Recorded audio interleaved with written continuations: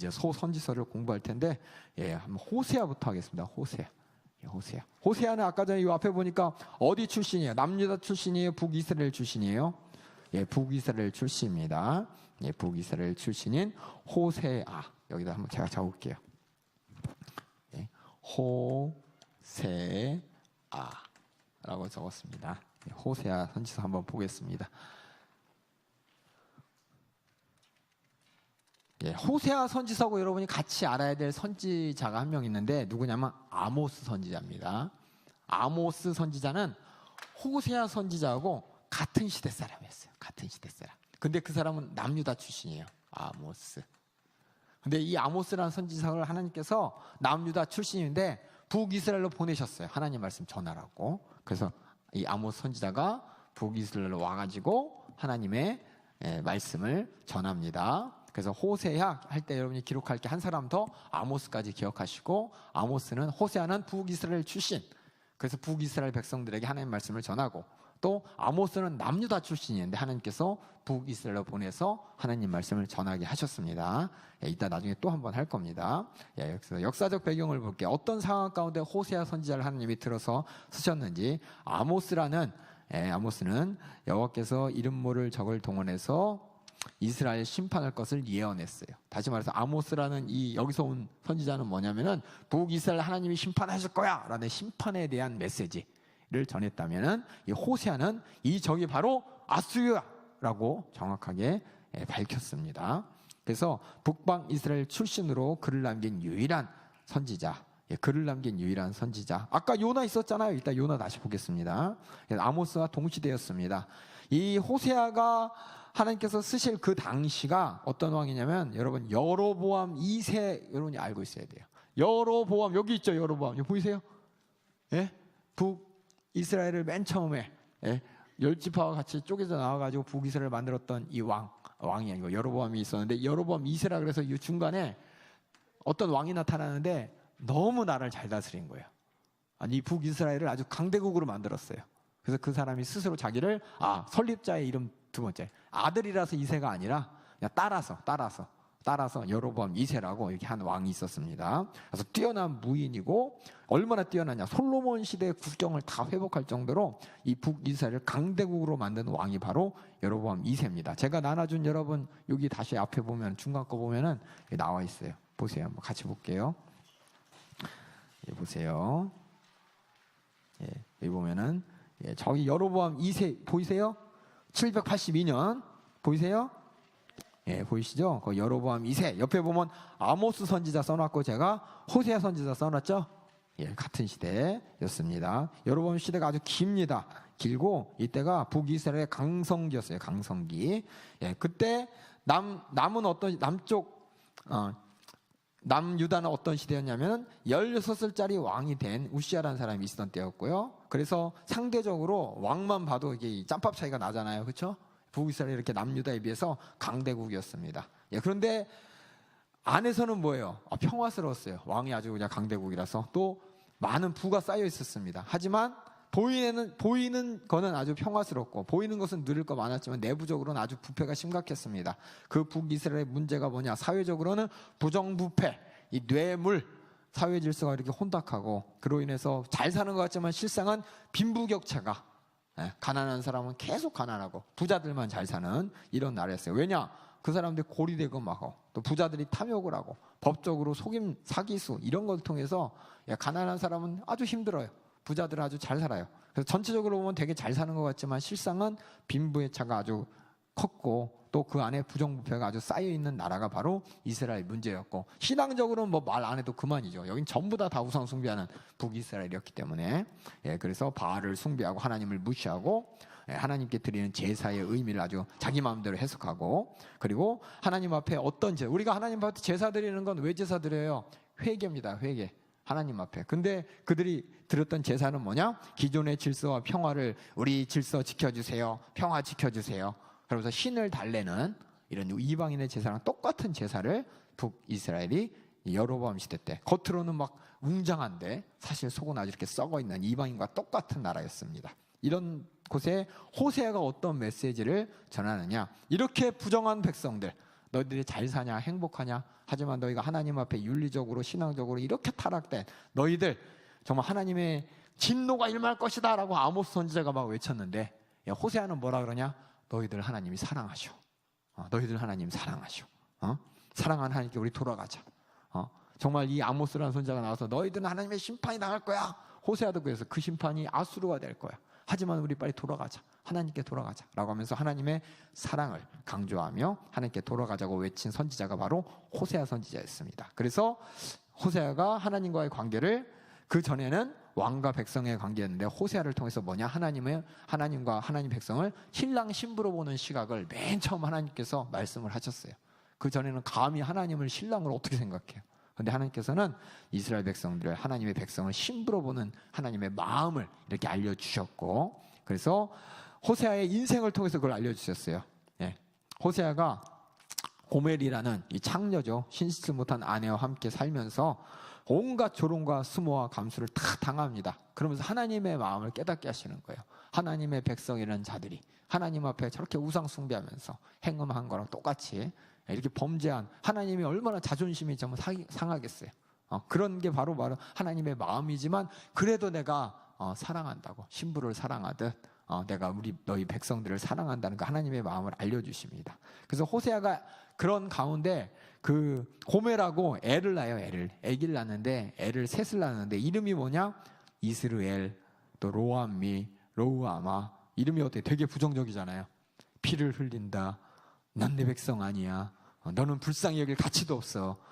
이게 뭐냐? 실제적인 뭐냐? 이스라엘 백성들의 사정인 거예요. 생각해 보세요. 호세아가 창녀예요. 너무 말 되게 안 들어. 그렇죠? 이 창녀 때문에 아주 하나님의 선지자인 내 얼굴이 말도 아니야. 근데 그 안에 나타난 애들을 보면서 애들의 이름을 그냥 자기 마음을 봤을 때 속상한 거예요.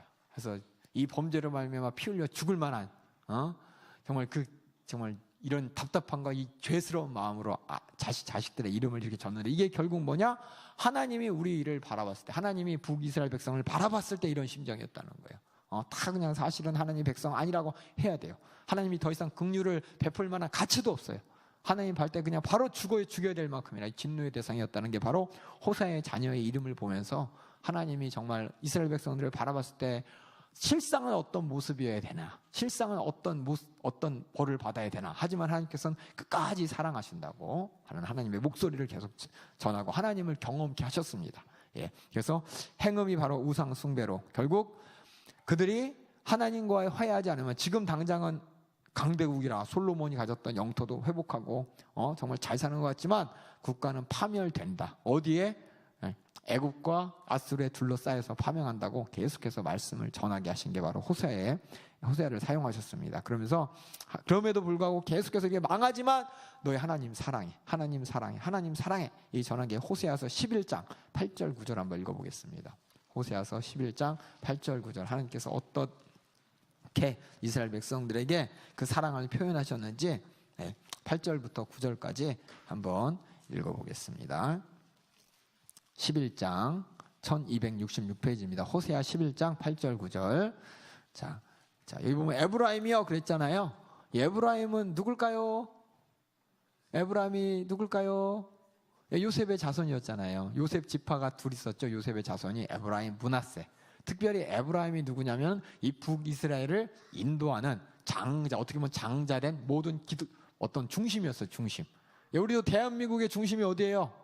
서울 그러잖아요. 마찬가지로 이 10지파가 있었지만 10지파의 중심이 에브라임이에요. 그래서 에브라임아 했지만 사실 뭐냐? 이 북이스라엘을 가르치는 겁니다. 그래서 에브라임아, 다시 말해서 북이스라엘이야, 내가 어찌 너를 놓겠느냐? 이렇게 죄된 거 난 못 놔. 이스라엘이여, 내가 어찌 너를 버리겠느냐? 내가 어찌 너를 아드마 같이 놓겠느냐? 어찌 스보 같이 두겠느냐? 여기서 아드마, 스보임, 이상한 도시 나왔죠? 여러분들이 이걸 잘 아셔야 돼요. 아드마 스보임이 뭐냐? 이꼬르 소돔과 고모라예요. 한번 우리 하나만 찾아볼게요. 창세기 10장 19절 읽어볼게요. 창세기 10장 19절.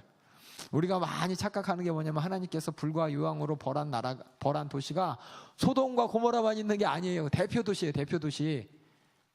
소돔과 고모라 말고 하나님께서 10장 19절이죠.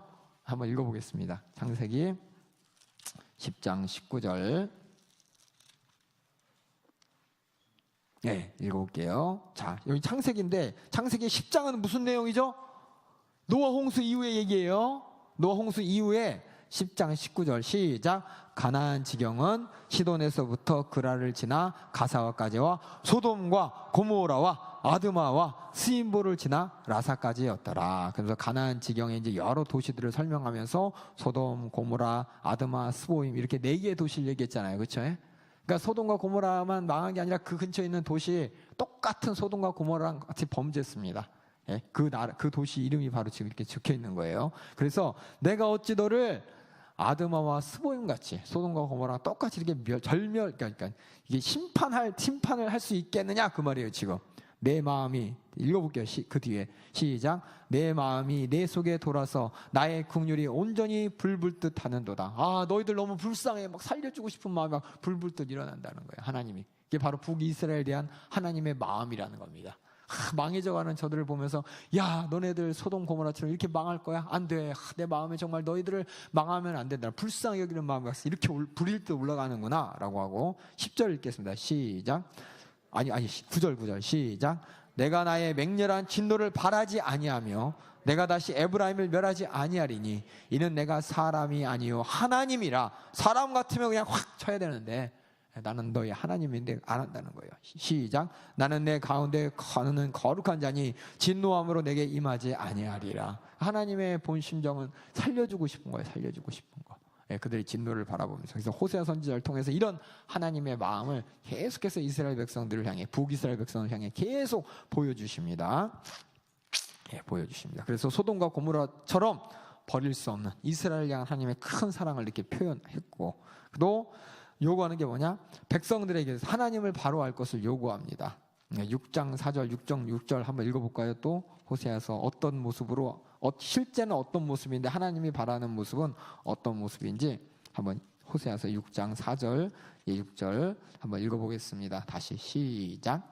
에브라함아 내가 내게 어떻게 하랴? 유다야 내가 내게 어떻게 하랴? 너희의 인애가 아침 구름이나 쉬 없어지는 이슬 같구나. 그러므로 내가 선지자들로 저희를 치고 내 밑에 말로 저희를 죽였으니 내 심판은 바라는 빛과 같으니라. 나는 인애를 원하고 제사를 원치 아니하며 번제보다 하나님을 아는 것을 원하노라. 그래서 하나님께서 바라는 게 뭐냐? 하나님을 바로 알기를 원하는 겁니다. 하나님을 사랑하기를 원하는 거예요. 제사만 이렇게 드렸다 이게 아니라 진짜 마음을 다해서 하나님을 상대하기를 원하고 또 하나님을 알기를 원하는 게, 너희들이 지금 그렇지만 그렇게 되기를 원한다라는 하나님의 마음을 표현했고, 또 하나님과 이스라엘 아까 얘기했듯이 새로운 관계를 강조합니다. 왕과 백성이 아니라 이제 신랑과 신부로서 강조하면서 내가 너를 얼마나 사랑하냐, 왕으로서 백성을 사랑하듯 사랑하는 게 아니라 신랑이 신부를 사랑하듯 너희를 그렇게 사랑하는 거야 라고 하면서 하나님의 참된 신부인 이스라엘과의 관계를 강조를 합니다. 그래서 어떻게 보면은 우리가 이 성경을 보면은 족장시대 때 아브라함이 하나님 앞에 자기는 종이라 그러잖아요. 주인이라 그러잖아요. 왕과 주인의 관계가 출애굽 광야 시대를 거치면서 이제 주인과 종의 관계가 이제 출애굽 광야를 지나면서 그들이 왕과 백성의 관계가 되었는데, 이제 이 시대 호세아 선지자가 왔을 때 하나님께서 그들의 마음을 신랑과 신부의 관계로서 다시금 이렇게 표현하면서, 이것이 나중에 우리가 예수님의 신부로서 지금 신앙생활 하잖아요. 하나님과 우리의 관계를 확인할 수가 있잖아요. 이것에 대한 그 새로운 어떤 생각, 하나님의 표현의 시작을 우리가 됨을 알 수가 있는 것이 바로 호세아입니다. 그래서 호세아의 주제가는 뭐냐? 하나님의 사랑이에요. 사랑. 하나님의 이스라엘, 이 멸망하는 이스라엘 백성, 내가 소돔과 고모라처럼 너희 멸망하는 거 내가 원하는 거 아니야. 나 너희 너무너무 사랑해. 어떻게 사랑해? 신부처럼 사랑해. 호세아야, 네 신부가 누가? 고멜이요, 창녀요. 그래, 하지만 네가 네 부인으로서 사랑해서 애도 셋이나 낳았잖아. 그렇게 속상해도 네가 그렇게 사랑하잖아. 나도 그래 라고 하면서 자신의 심정을 호세아의 인생을 통해, 호세아의 말씀을 통해 하나님께서 이스라엘 백성들에게 전한 내용인데 절대 안 들어먹으니까 멸망해 버렸습니다. 결국은 죄로 인해서 아수르에게 멸망당해 버렸고, 이 아모스의 예언이 이루어지게 되었습니다. 이 이제 호세아 선지자의 역사적 배경과 하나님의 말씀을 여러분에게 전해드렸고,